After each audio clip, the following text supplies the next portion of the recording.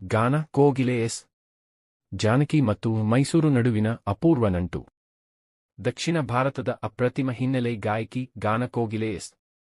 ಜಾನಕಿ ಅವರಿಗೂ ಸಾಂಸ್ಕೃತಿಕ ನಗರಿ ಮೈಸೂರಿಗೂ ಅವಿನಾಭಾವ ನಂಟಿದೆ. ಆಂಧ್ರಪ್ರದೇಶದಲ್ಲಿ ಜನಿಸಿದ ಜಾನಕಿ ಅವರು ತಮ್ಮ ಸಾರ್ವಜನಿಕ ಸಂಗೀತ ಪಯಣದ ಮೊದಲ ಹೆಜ್ಜೆಯನ್ನು 1952ರಲ್ಲಿ ಮೈಸೂರಿನಲ್ಲೇ ಇಟ್ಟರು. ಮೈಸೂರು ವಿಶ್ವವಿದ್ಯಾನಿಲಯದ ಮಹಾರಾಜ ಕಾಲೇಜು ಮೈದಾನದಲ್ಲಿ ನಡೆದ ಕಾರ್ಯಕ್ರಮದಲ್ಲಿ ಖ್ಯಾತ ಸಂಗೀತ ನಿರ್ದೇಶಕ ಜಿ.ಕೆ. ವೆಂಕಟೇಶ್ ಅವರ ಮಾರ್ಗದರ್ಶನದಲ್ಲಿ ಪಿ.ಬಿ. ಶ್ರೀನಿವಾಸ್ ಅವರೊಂದಿಗೆ ಮೊದಲ ಬಾರಿಗೆ ಸಾರ್ವಜನಿಕವಾಗಿ ಹಾಡಿದರು. ಜಾನಕಿ ಅವರ ಪತಿ ವಿ. ರಾಮಪ್ರಸಾದ್ ಅವರಿಗೆ ಮುರಳಿ ಕೃಷ್ಣ ಎಂಬ ಪುತ್ರನಿದ್ದು ಸಂಗೀತ ಕ್ಷೇತ್ರದೊಂದಿಗೆ ನಂಟು ಹೊಂದಿದ್ದಾರೆ.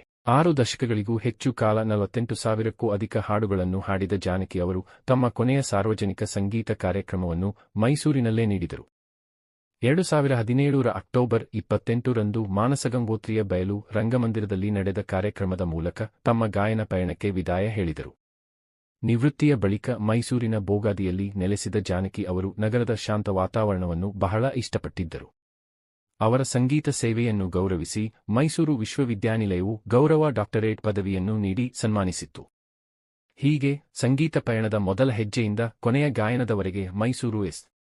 ಜಾನಕಿ ಅವರ ಜೀವನದಲ್ಲಿ ಅಳಿಯದ ಅಧ್ಯಾಯವಾಗಿ ಉಳಿಯಿತು.